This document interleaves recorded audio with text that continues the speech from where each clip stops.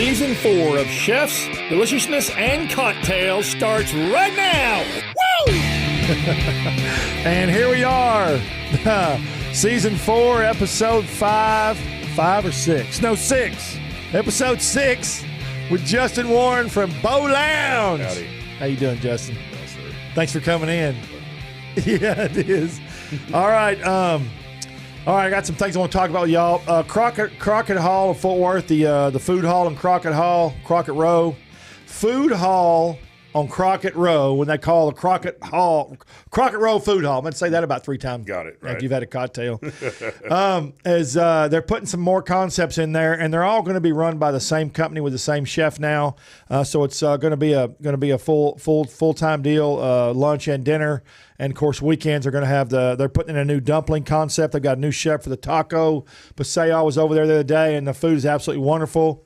You can go to our Facebook, Instagram, LinkedIn, all those accounts, and you will see the Crockett Row, the new some of the new food and stuff from Taco Paseo. It's a good thing. Free parking, which is hard to find in Fort Worth. Yeah, especially downtown. Yeah, I found that out recently. Yeah, did you? Tough. And plenty of parking. All right, Taco Landa. We've got Taco Landa's in a few weeks. If you haven't got your tickets yet for Taco Landa, it's in Dallas, obviously on Energy Square, being hosted by Dallas Observer. You need to check that out. We go every year. We'll be there chowing down some tacos. Have you ever been to that deal? I have not, but one of the other managers was talking about going, and now she can't go, so she has 2 tickets, so I might take them. Oh, yeah. I might. It's good stuff. Yeah. Key is go early. Yeah, I'm an early guy. Yeah, early. Yeah. I'd rather, Gate buster early. A lot of people. Yeah. Oh, yeah. Yeah. All right. And we got the World Food Championships. If you go to worldfoodchampionships.com or just Google World Food Championships in Dallas, we're going to be there all 4 days. Going to be judging. We are judging the finals and also the $300,000 final. I can't wait for that. It's going to be so much fun. Yeah, I have a buddy who went to that a couple times when we were in culinary school. I guess he won at one point, so he's doing pretty well for himself. I've never been, but yeah, you've never been. You want to move it? Okay. Yeah, a little closer. There we go. Perfect. Twist it a little bit. There we go. Perfect. There we go. Perfect. Loud. Your buddy's, but he didn't win. I don't know if he won or not. I thought maybe he did. I don't. He was one of my guys. I went to culinary school. I didn't really keep up with many of them, but I know he's doing well for himself, and he talks about going to the World Food Championships. I don't know if he's judging now or if he's just goes, but it looks like a lot of fun. I've never done anything like that either. Giving away $300,000. Yeah, I would. That's a lot of money. I'd love to have a little of that. Yeah, I could use it. I was judging the finals for the golden ticket, chance to win the top $300,000 prize in Dallas at the culinary. That's what he won. He got a golden ticket. That's what he did. Okay. Well, I'm gonna tell you something. Those guys came in there. Every one of them, man, was just nervous as a jitterbug, man. Really? It was something else, and that's the first time I ever judged something of that. I judge a lot of stuff, but never where you're going to opportunity to win $300,000. And there was a lot of nervous people. There was a lot of nervous chefs. That's a lot of money. That's a lot of money. No matter who you are, it's a lot of money. $10,000 is a lot of money. $300,000 is a lot of money to win at one time. Yeah. I wouldn't even know what to do with myself. Yeah, you would. I would. Yeah. All right, Justin. So where are you from originally? I'm from Dallas. I've never left. Left. Just right down the street from where Bowlounge is at. Grew up there, right outside of East Dallas. Went to high school in North Dallas at Hillcrest High School, and just stayed. I like it. I like familiar surroundings. I don't really want to go anywhere else. And all my friends are here. You know, my parents were here until they passed away, and my brothers are here. They don't want to leave either, and they're my best friends. Man, I can't be without them. No, you can't be, can you? Yeah, one of my brothers runs the other restaurant with me in Dallas. Oh, okay. Yeah, my youngest brother Evan. He's the general manager. How many brothers you got? I got 2. You got 2. I'm the oldest. And then I got a middle brother, and then the youngest. Are you the tallest? No, my middle brother is 1 inch taller than me. Are you serious? Yeah, and he's got dirty brown hair, blonde hair, and blue eyes. He's weird looking. We're all dark hair, brown eyes, and he's got blue eyes. And yeah, that's funny. So you grew up in Dallas. So let me ask you this: how were you when you got interested in cooking? I cooked a lot at home when we were younger. Probably not till maybe I was 12 or 13. Nothing too serious, but Mom worked a lot and Dad was busy. So I cooked for my brothers. Again, nothing too serious, just, whatever we had. Lots of hamburger help. Right. Yeah. But, man, I guess after I got a little older, my mom, she retired and started cooking for her new husband, my stepdad.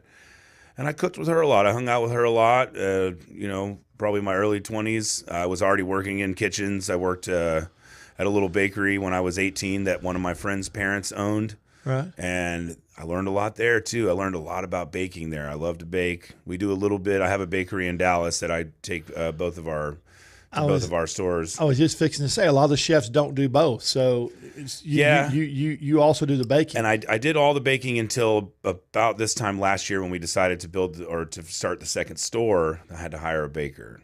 Okay. And I've only got her for 2 more weeks. She told me last week she's boy. moving. So when you started cooking, what was your initial catalyst for you to say, I want to go full bore in this and be a chef? I held odd jobs, I guess, from the time when I was 18 until I guess maybe like 27, 26, maybe 25. I don't remember. And then I got fired from a fast food place. And I was like, F this, man. I'm going to go to culinary school. I had another friend whose girlfriend who worked with me at the restaurant, the fast food place, and she went to culinary school, and I went and visited her. I was like, man, I'm going to go here. So like 2 weeks later, I enrolled. That's not a cheap endeavor either. So I mean, that had to be a decision. No, it was expensive. That's a big decision to make. I just paid it off last year. Oh, really? So I'm in the clear. Yes, it was tough, 10 years, but it's all paid for now. So when you started culinary school, was it what you thought it would be? It was a little different, but yeah, it was pretty cool. They do the classes I were in were 6 weeks long, and you start out with regular knife skills and learning vocabulary and learning a little bit of like the history of French cooking, and then you do 6 weeks of math and stuff like that, and then you go back in the kitchen for 6 more weeks, and that was really cool. That's where I learned most of it. Every day here's 4 new recipes. I need you to make these, and give them to the chef. They taste them, and then the next day you do it again.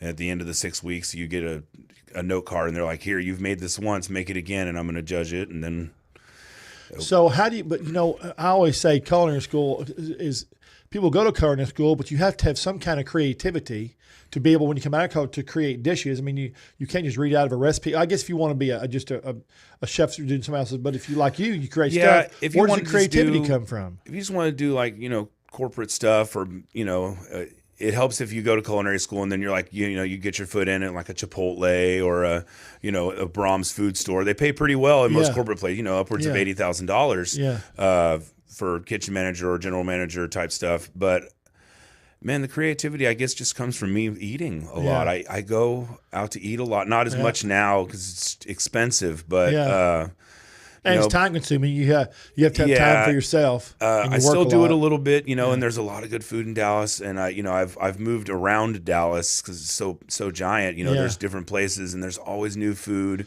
It sure is, especially with so many failing restaurants. It's like, oh well, I went to this place, and now it's shut down, and a new place is open. Yeah. It just kind of depends on what I want to do. I do burger and pizza of the month every month, so I try to base that on whatever holiday. We have Halloween burger and pizza this month. I got a Thanksgiving burger and like a turkey gravy stuffing pizza for next month. It's excellent. I made it yesterday. Yeah. It was way better than I thought it would be. Wait, what was it? What was it? It's turkey gravy, a little bit of diced turkey, like jellied cranberry, and mashed potato on a pizza.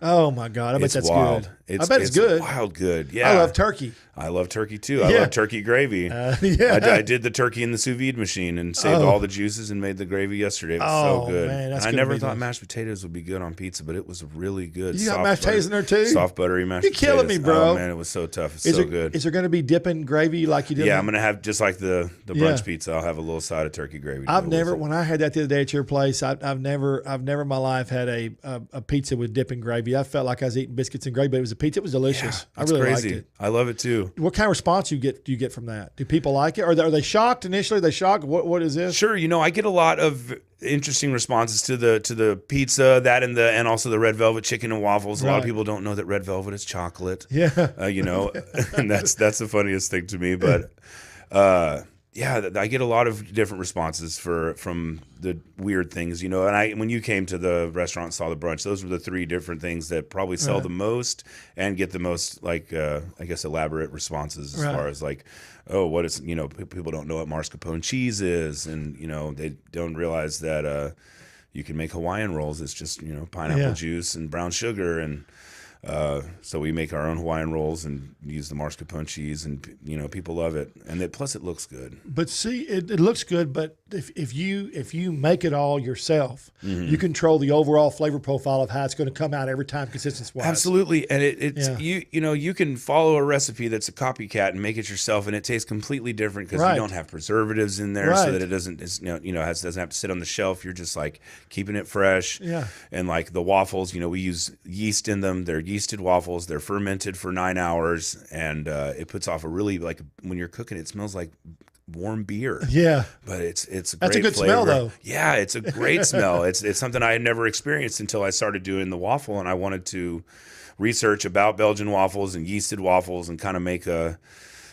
combination of the two. And you know what that is, don't you? That's passion. I love it. That's passion about your career. That's why you're sitting in that chair right there. I know. That's why I look like this. I love to eat, man. Okay, before Bowlounge, before you went to work with Bowlounge, with the Bowlounge group, you said you worked at Statler? I worked at the Statler with a couple of older gentlemen, Chef Bill and Chef Gary, and I did all the vegetarian or anything with dietary restrictions. Right. You know, people wanted anything like that because those guys were older. They're like, man, I don't know what gluten-free is or vegan or what is all that, or jackfruit taco. We made jackfruit tacos before. Like, what is that? You know, he bought a jackfruit in. He said, Justin, I've never seen one of these things before. I said, well, make some tacos out of it. Yeah, and I did that about a year and a half. I've never tried a jackfruit. I've heard about it, never tried it. What's it taste like? You know, it tastes like whatever you cook it in. So it absorbs the flavor that it's really sticky inside, and it's got huge seeds. But I just chop it up real thin, kind of look like shredded pork, and mix it with some barbecue sauce. Where does it come from? Where does it grow? It's a tree fruit. I'm not exactly sure where it grows, but they come about 11 pounds. They're 11 pounds. They're huge. How's it hold on a tree at 11 pounds? I don't know. I've never seen one on a tree. I've only seen it in the Asian market. You can get it at Central Market, or you can go out to Richardson in Dallas and get one out there. But that's cool. They only have one in Central Market. It just sits there. That's it. They only have one until somebody buys it and replace it with another. Then they replace it. Yeah. Okay, so you told me a story before this, which shocked me. When you were working at Statler, you said you just got hired there, but you got shot. I did, but not once, but you got shot 2 times. I got one in the chest, and I have one in the arm, right through all my tattoos. It's a pretty big hole right there. It is. It was a .45 caliber. 45 caliber. Yeah. So tell me what happened. Tell me the story. It was actually one of my old employees, and he was a pretty good kid. He worked for me as a food runner when he was, I guess, 18 or 19. Right. And he started getting in with the bad crowd. Oh yeah. And he knew where I lived, and I mean, I trusted him so much that he has babysat my child. Wow. And he used to, I tried to keep him out of trouble. He would say, "Hey man, I need some money. Can you help me with anything? Can I do anything?" He would wash my dishes or clean up my house or do my yard. And then I could tell he started doing bad stuff, and saw the people he was hanging out with. So I kind of cut him off. And one day he stole my wallet. So I called the police, got my wallet back. I still have the same wallet. I've had the wallet since I graduated, 20 years. So I wasn't going to lose that wallet. No. And that was pretty much the end of our friendship. He found out, and he tried to stab me when I was in my car, and he got my car door. And then probably 3 months later, he came to the house, and I opened the door and just got shot. Golly. But he didn't get in. I kicked him right in the shin, slammed the door, and then he shot me again. Shot me first in the chest, and then he shot me through the door in the arm, and just broke my shoulder, broke my arm in 13 places. Golly. Well, it obviously missed all your arteries up there. I'm about a centimeter away from my heart. Centimeter. And I still have the bullet in my chest. Do you really? Yeah. What a story. It's a crazy story. Not many people can say, listen, I can say I've done a lot of things, but I've never say I've been shot. Man. Not twice anyway. And in the initial, it was more shock than anything. Yeah. Did you call 911? My buddies called 911. Were they in the house with you? I had a bunch of people there. It was a Thursday night. I was watching football. Oh, wow. You're lucky. Chipotle. Yeah. You're eating Chipotle. Eating Chipotle. Yeah, and one of my buddies, he just after about 2 minutes, he got off the phone. He just started hugging me to stop the bleeding and just hugged me until they got there. That same guy came and visited me the next day and hadn't changed his shirt. He had my blood. Oh, wow. He was a weird guy. he also used to work for me. Yeah, I was very fortunate. Hey. My son was actually at the house like probably 4 or 5 hours before that, and I dropped him off with his mother. Oh, that's good. Man, That'd have been bad. had a couple close calls. You know. Ugh. Oh well, I just had to tell that story because that's just unusual. So I just kind of It's a crazy story. Yeah. It made me a stronger person. I was real depressed for like the 4 months I was out of work, and that's what probably killed you because you like to work. And I ate a lot of fast food and drank a lot of beer. I got real fat, but we got back to work and got my mental back, and so it's all it takes. It's never over, man. You just got to pick it up and go on. Yeah, it's crazy just to think about that now, about how emotionally unstable. Well, I can see you was. I can see you just thinking about that for a minute. So I just had to bring it up. Though it was just an unusual story. Absolutely. All right, so now that I'm gonna call yo Shot Justin. So now that you did that, so you went to work. How'd you find the work with? How'd you find the job at Bowlounge? My brother has worked there for 5 years, and I have worked there for 3 years as of Sunday. So I wanted to get in there with him because I like working with him. Sure. He worked with me at my Endeavor, my restaurant group before the Statler, which was a place called Company Cafe, all gluten-free restaurant. Had a couple locations in Dallas, been open 10 years. And so everything you've done, everything you've done that everywhere you've worked, you kind of learned different things as you've kind of come along. Absolutely, which is cool. You've put your experience to use, and I think that's pretty much what you're supposed to do. From what I understand, is they're like, okay, I'm going to sit here for 2 years, 3 years, 5 years. I'm going to absorb what I can, and then move on. Now, I was very fortunate that when I got out of school, I took one job at a bar. And then I had a friend who was like, hey, we need a line cook over at Company Cafe. And then 4 months later, the guy in charge left. And I was like, hey, I can do that. Even though I had never been a kitchen manager. I had never. Stressful? Yeah, it stressed me out at first. But it was just one restaurant at first. And so I got used to that. And then we opened another one. And I was like, okay, I think I can I think I can do this. I faked it real hard. But fake it till you make it. Fake it till I make it. And I made it. I made it, you know. And but anyway, Evan worked with me at Company Cafe, and we did brunch and then dinner, and we decided to close for dinner, and they got rid of him. And he loves to bowl, so he was like, "Hey, I'm gonna go check out this boutique bowling alley place." I got to tell you, hang on, Mr. I got to tell you, the first time I heard boutique bowling alley before I met you or heard about Sam or anything, I was like, "What in the world?" I couldn't wrap my head around a boutique bowling alley concept type. Sounds like a hair place. Yeah, because you're thinking about Don Carter's All-Star Lanes or something. You know, how are you going to put this is perception again. You have to change people's perceptions, and we talked about this, and I've talked about this with Sam a little bit. You got to change people's perceptions of what a bowling alley really is. Now, if they're a lot younger, they're not going to have a perception, but for people that are over a certain age, the perception is going to be there. Yeah, because I used to go to Don Carter down the street from my house when I was a young lad. Yeah, and, nacho cheese. Exactly, and like lukewarm beer. And well, not when I was younger, but and so he jumped on at Bowlounge for about 2 years, and then I was asking Sam. You know, I used to visit him a lot because I like to drink, and I don't anymore, but I did, and I would visit him a lot and try the food out, and the food was all right. It was mediocre, but nachos and Sam called me about 3 years ago, probably to the day 3 years ago, and was like, "Hey man, one of my guys broke his leg last night," and it wasn't a chef, it was a server. He was like, "I know you don't really serve, but I want to bring you in to serve if you want a job," because I was looking for 2 jobs to try to, stack a little money. Right. And so I went in there and I killed it. Yeah. They loved it. I didn't realize that I even liked it that much. What was the first thing that you did what was the first thing you cooked at Bowlounge?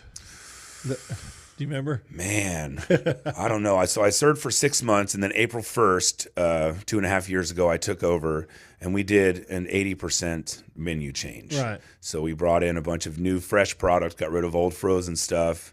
We used to have 4 wing flavors. Now we have 11 wing flavors. Right. We make all of our sauces. Yeah, I want to stop right there. This is one thing I learned when I met you at the what was that Dallas brunch deal. Mm-hmm. I learned that you make everything y'all do there is in house. It's all prepared fresh, and we talked about this. And I think that's just unusual. Yeah, you'll have to agree it's unusual, absolutely, especially for a bowling place. But if I'm going to make food at a bowling alley, yeah. and it's just bar food, we make sliders, we make pizza, we make cheese sticks, but like I cut all my cheese sticks by hand and we hand roll them every couple days at both stores. Yeah, we make our own Blackberry Hawaiian rolls for our mascarpone French toast and for our sliders, and we make our own pizza. We do cold proof pizza, so we make it on Monday. We can't use it till Thursday, so I've got stacks of pizza in my walk-in in Dallas. I cart them back and forth every couple days or whenever they need. Right. All of our desserts, all of our sauces, everything. We make our own pickles. Right. We make our own pickles, and we do fried pickles.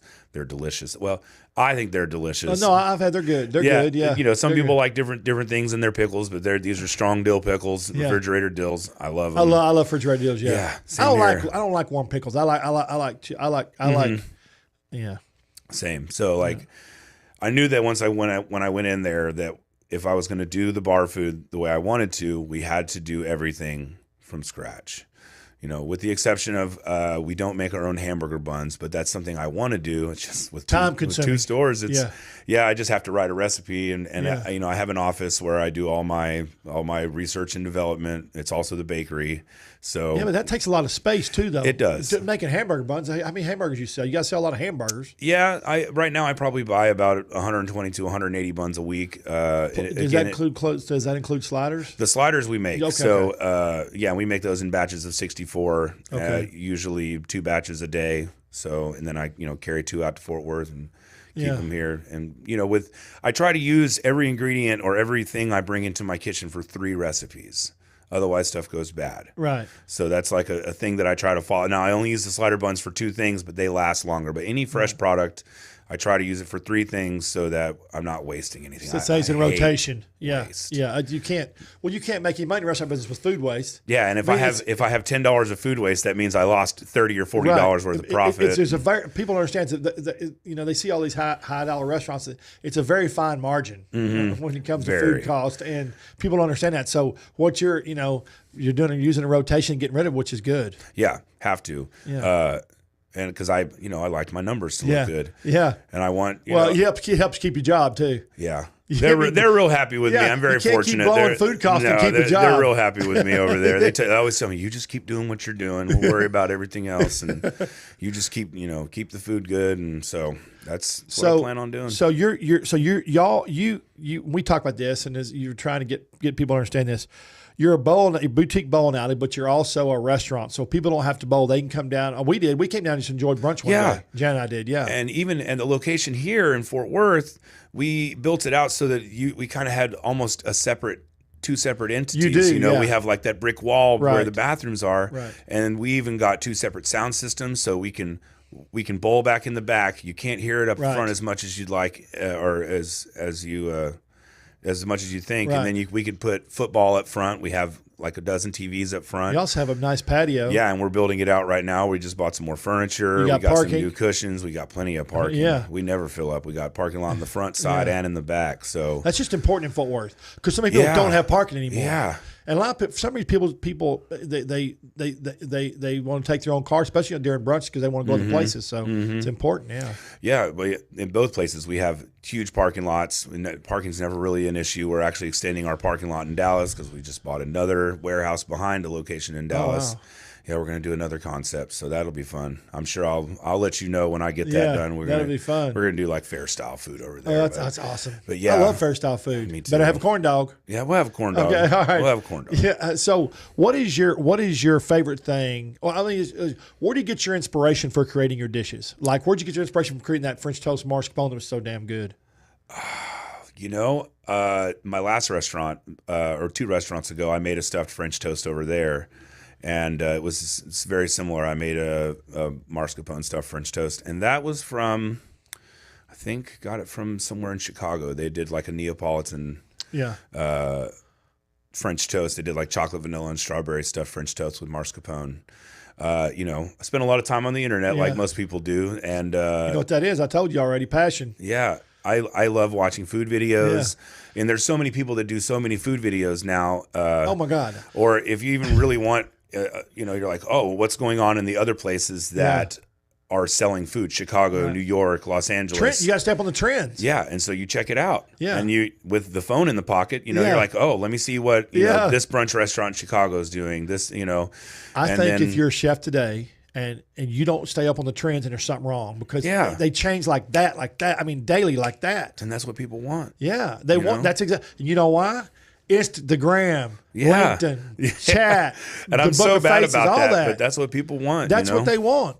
But you said that because like just last night, I watched. Oh, man, I watch all kinds of food videos because I want to step on every trends too. Sure. I love food. Last night, Jana said, if I hear that guy smack one more time, can we watch something else? I was just doing stuff and eating and smacking. It's just they have those microphones. It's like the ASMR, and you can hear it. Absolutely. You know what I mean? Yeah. I tune a lot of stuff out. I don't really hear that stuff either. I'm but just watching the food. Yeah. Yeah. So I'll spend a lot of time watching different food guys. Just depending on what I want to do, or if I just want to sit down and watch 20 videos of somebody and be like, okay, let's see what they do, and then I'll go from there. Or sometimes, I have an idea of my own that like those fish tacos I've sold at every restaurant, and I've adapted them a little differently according to what product I have in the store. But this one's probably my favorite, the one that I brought here today. Awesome. Yeah, it's good, and we sell a lot of them. Sam's talked to you about that. He really loves them. Yeah. He eats them all the time. I was getting pushed so hard to get him back on the menu. Yeah. Well, Sam's not at a loss for words. Yeah. Not even when he emails in Texas. No, he's a talker. Yeah, it's good though. I mean, it's definitely better. I mean, I'm not I say I'm not a huge talker, but if I'm in the right environment like this, I love talking, but I don't really like to talk to a lot of people, and that's why I have Sam and I have Evan. They're really good at that. We complement each other perfectly. That's awesome. So we're gonna watch a video here about the restaurant business. I want y'all to take a watch this video, and please be sure you support your local restaurants. They're short on staff. We've got them closing by the day, opening up by the day. Just be sure and support your local restaurants and your boutique bowling alleys. Watch this video. We'll be right back. Hi, I'm Trey Chapman, publisher of Trey's Chowdown and host of Trey's Chowdown Live, a weekly TV show and radio podcast highlighting chefs, restaurants, and deliciousness. The restaurant and service industry is in big trouble due to COVID-19, and they could really use your help. While restaurants and service operations may look normal, they are far from normal. So many restaurants, food trucks, burger spots, barbecue joints, bars, and taverns are literally going broke by the hour and might get worse. So I'm asking everyone to help out the simplest way they can, and that is to please buy and shop local. Whether you're dining in, taking out, or get delivery, you are helping out your local businesses tremendously. Mom and pop owners, chefs, restaurants, and all of our service folks will be so very thankful that you're helping in this difficult time. Oh, and be generous on the gratuity when possible. Thank you so much, and thanks for supporting local. All right, we're back here with Chef Justin Wern. It's Wern, right? It's Wern. Wern. Yeah. It's real close. I kept looking at your car going, Wern. There's not too many of them. I only know me and my two seems brothers. slang from Warren. Like if you're slanging food, you're Warren. Right. You know what I mean? That's awesome. I think it's a German last name. I'm not sure. My father was adopted, so it was his adopted parents' name. Yeah. Well, through the power of television, somehow, Justin, you have cooked all of this in 1 minute, and it's sitting here. Yeah, I wish it was that easy when I was at the restaurant. Right. All right, so we're going to talk about first. We're going to talk about one of his new entries he's got. These are the fried fish tacos. Look at that. Look at those things. So they're flour tortilla. It comes with cabbage mixed with pesto or pesto slaw.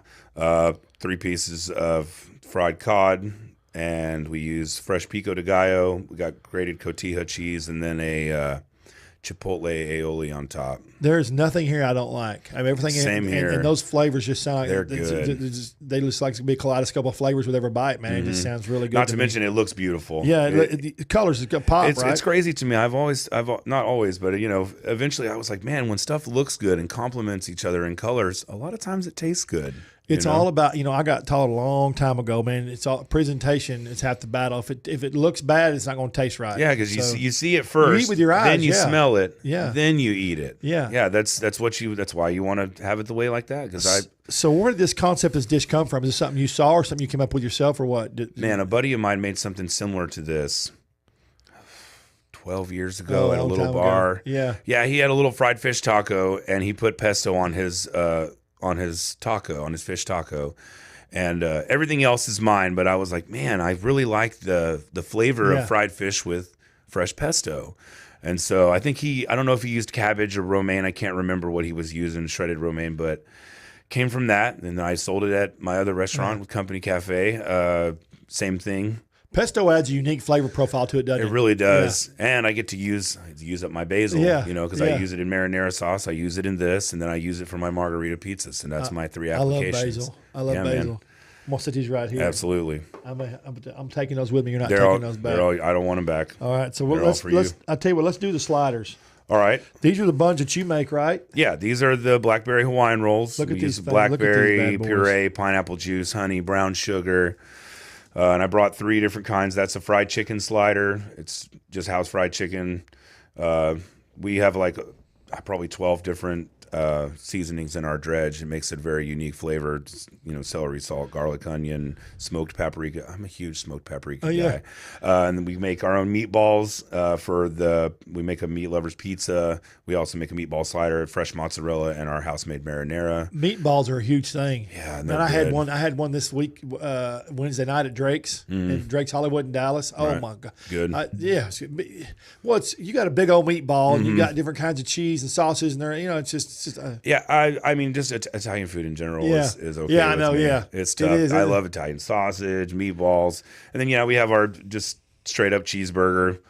No, I mean nothing too different about that. Lettuce, tomato, pickle, and onion. We have our house made pickles, and So I'm gonna interrupt you back to your because I'm interested. How many ingredients are in your dredge or in your batter?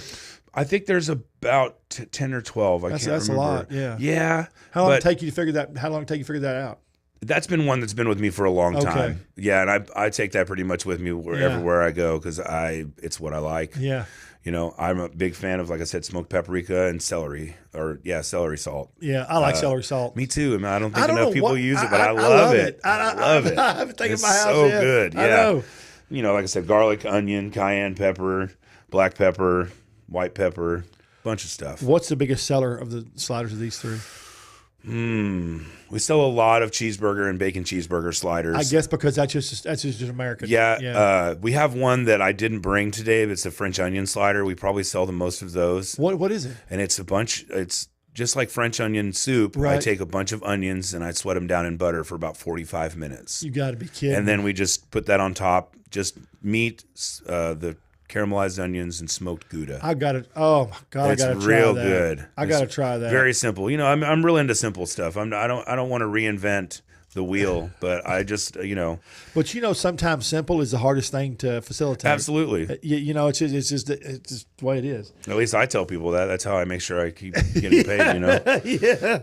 All right. So So I want to talk about your wings. You said you sell a lot of wings. We sell a lot of wings. How many flavors of wings do you have? We have 11 flavors of wings. 11 flavors of wings. Look at those bad boys. And which flavors are these? This is our house-made buffalo, and this is a sweet Thai chili. Okay. They're 2 of our most popular. Sweet Thai chili. It's a lot of vinegar, a lot of sugar, and red pepper flake and fish sauce. Oh, yeah. Fish sauce smells awful, but it tastes delicious. It gets the nose going when you smell it. You're like, oh my God. Yeah. That and garlic parmesan. You smell that. What is that? Oh, someone's walking through with garlic parmesan chicken. You can't mistake that smell. No. Yeah. But these look prettier on the plate, so I was like, well, I'm going to bring these so that we can just show these off. So I love, and ever since I started really getting into food, after we sold the restaurants and I started, doing writing food and blogging food, all stuff, 12, 13 years ago, I really got into all the Asian profiles. I love Asian food, and I love all the Asian fusion stuff they're doing. Right on. So I got to come try your wings. Yeah, you can come. Yeah, anytime. I know.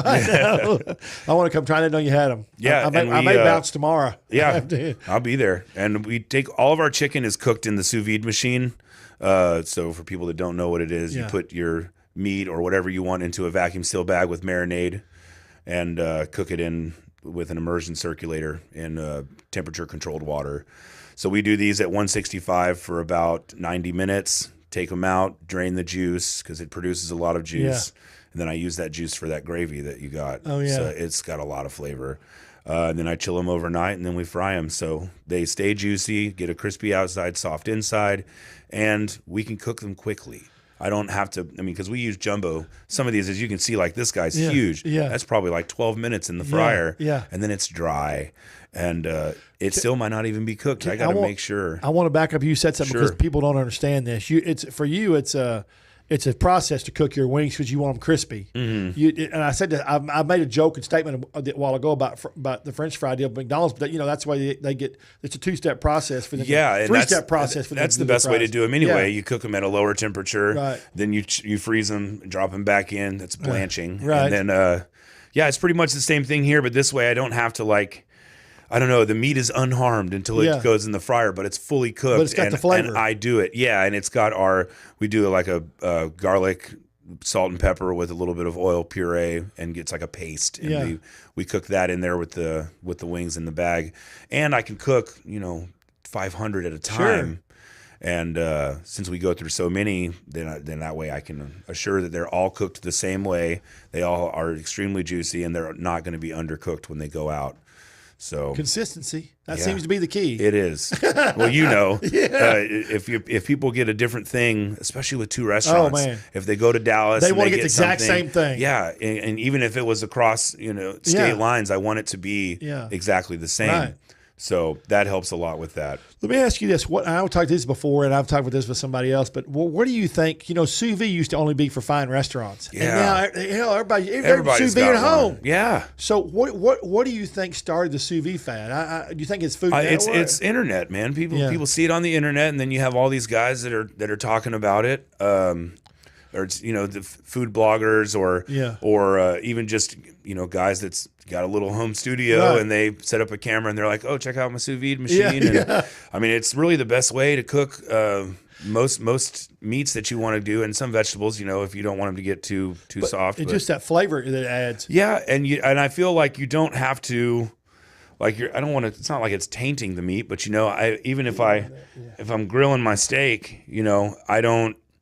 If I'm not a chef and I'm a home cook and I am not a master of the grill, or, I have people that want things different. My wife wants well done, which is weird, but that's to each their own. Yeah.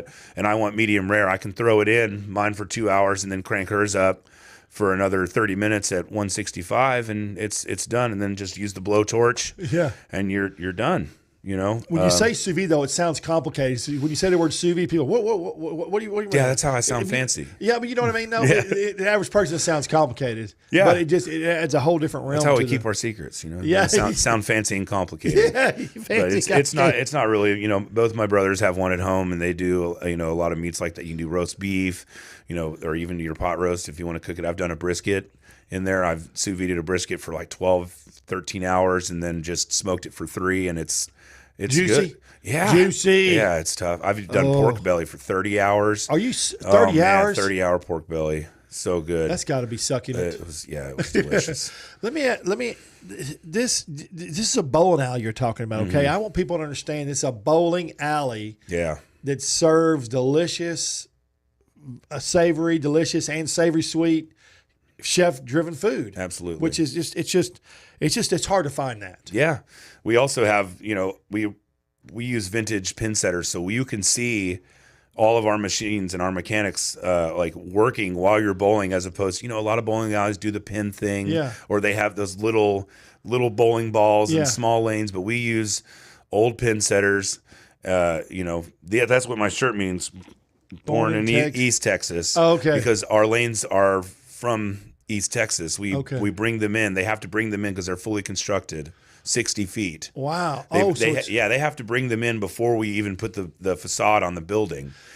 See, I hadn't been bowling in so long until I came to your place and I bowled. Right? Yeah. I felt like I was back bowling. You guys were doing great, man. I know, but I felt like I was back at Don Carter's, right? So you're telling me that they've got places with smaller bowling lanes and small balls and stuff? Yeah, it's weird. I don't know if they do out here as much as we do in Dallas, but we're not the only boutique bowling alley. Is it to save space? I don't know.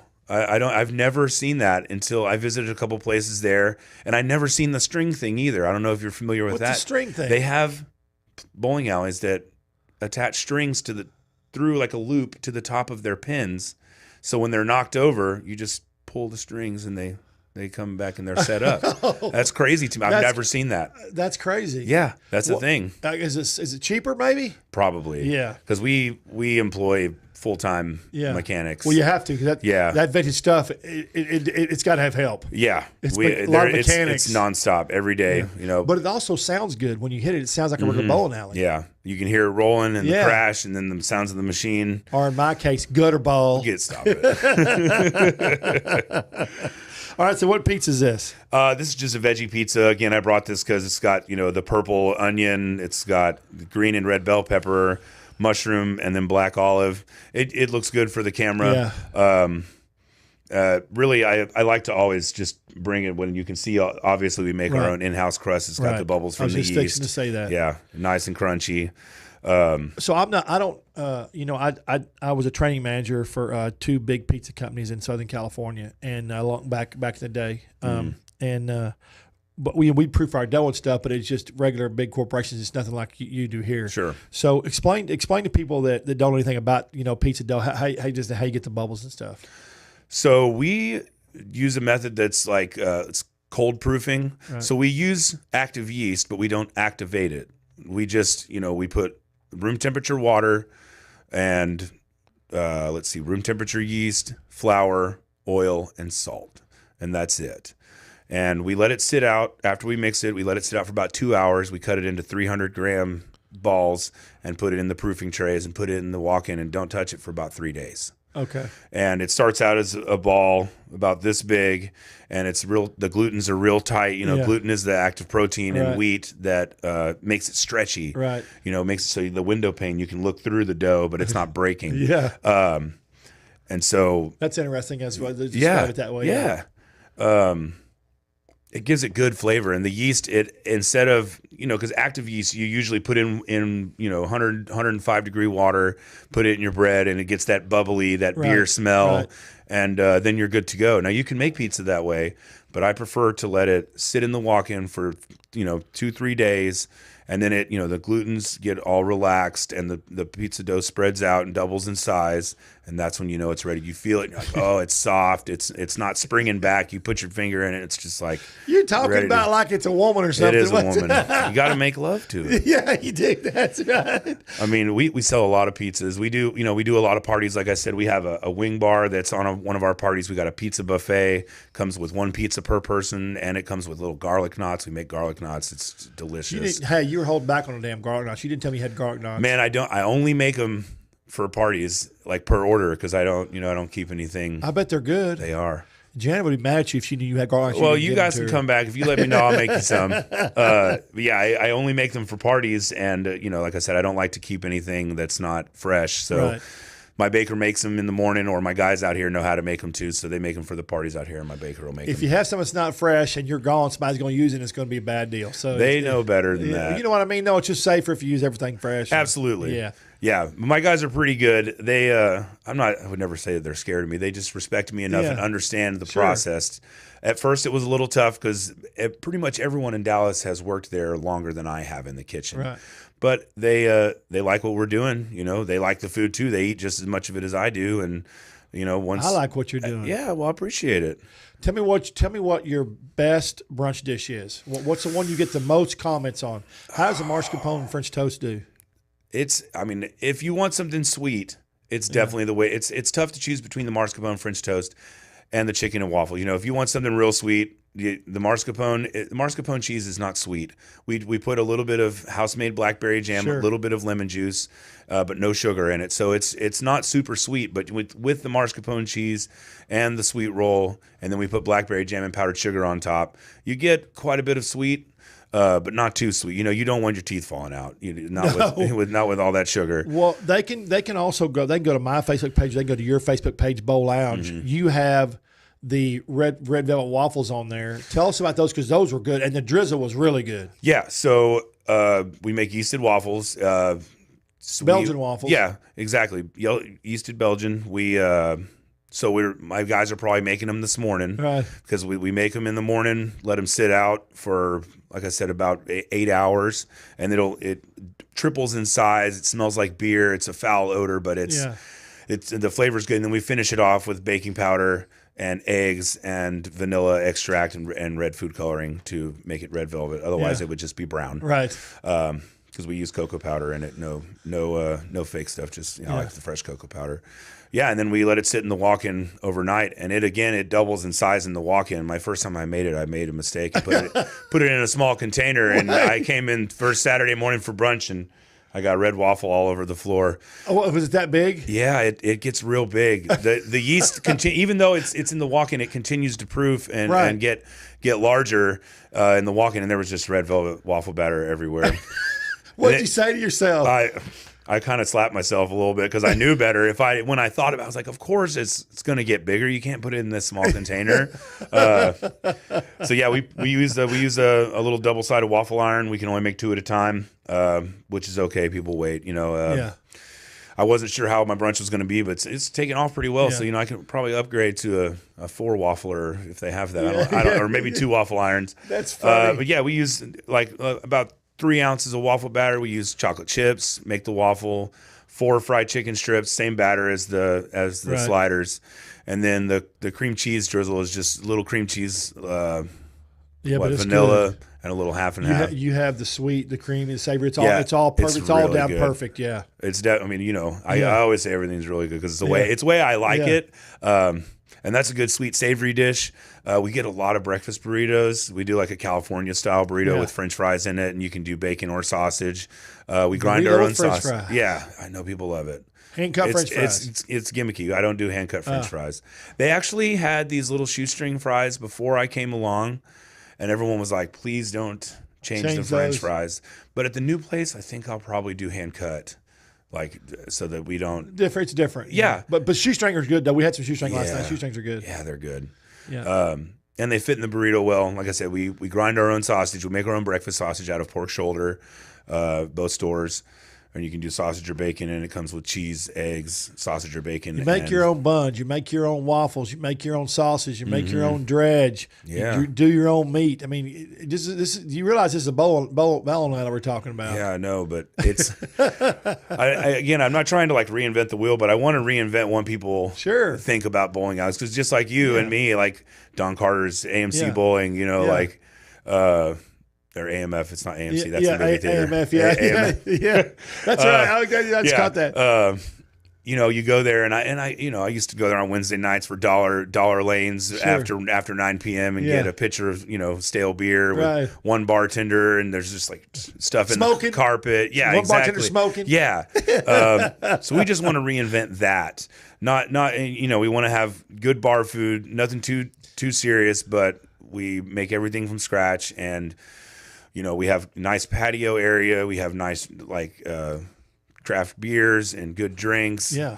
The biggest thing is people need to understand, because I was impressed. I didn't go there to bowl the first. I went there to eat. Mm-hmm. That you can go there just to eat and drink and have. And you don't have to bowl. You can have brunch and then play some of the games up front, because you have the games. Foosball. We have foosball with shuffleboard. Yeah. Pool. Absolutely. And we actually just opened for lunch too, starting last week. So we were opening at 4. Now we're opening at 11. And I can almost guarantee you, if you come in and say, "Hey, this is my first time here," then you'll probably get 50% off. Okay. If it's your first time for lunch, Sam probably handed out 2,000 half-price discount cards. Yeah, we did lunch in Dallas before the pandemic, and it started picking up. And then, of course, the pandemic happened. Killed it. Yeah, it was really unfortunate. I had an $11 menu. You can come in and get an item off the menu and a soda for $11, or if you wanted to put that $2 credit towards a beer, you could also do that. Now we had to up the price a little bit because the cost of goods has significantly increased in the last year and a half. How about crazy? Yeah, it's tough. Yeah. It definitely made my job a little tougher, but it's, a challenge is good. Yeah. So I think it's 13 now for most of the stuff, but we have a Cobb salad, we have the fish tacos, we have fish and chips as well. We have a chicken club sandwich, mushroom Swiss burger. Wait. Sam told me to try the fish and chips. I didn't try the fish and chips. I guess your fish and chips is really good. Sam said it was really good. Yeah, it's the same fish as this. It's a larger portion, so you get 6 ounces of fried fish with that. This is an ounce of fish on each taco here, and it comes like a malt vinegar aioli. Because I love malt vinegar on my fish, but it always makes it so soggy. Right. So I was like, well, I guess we're just gonna make You want a crisp malt vinegar mayonnaise or aioli, and that way you don't have to doubt it, but you can still use the malt vinegar. I have plenty of it.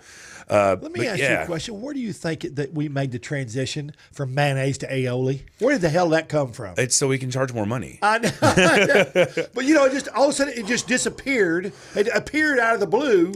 Mayonnaise disappeared unless you're watching TV or in Walmart or somewhere of that. And now it's all about aioli. I'm like, this happened like 7, 8 years ago. Yeah, it happened out of nowhere. Yeah. Now I know that like traditional aioli is like minced garlic, super fine minced garlic that you put in the food processor and you drizzle your oil in, and I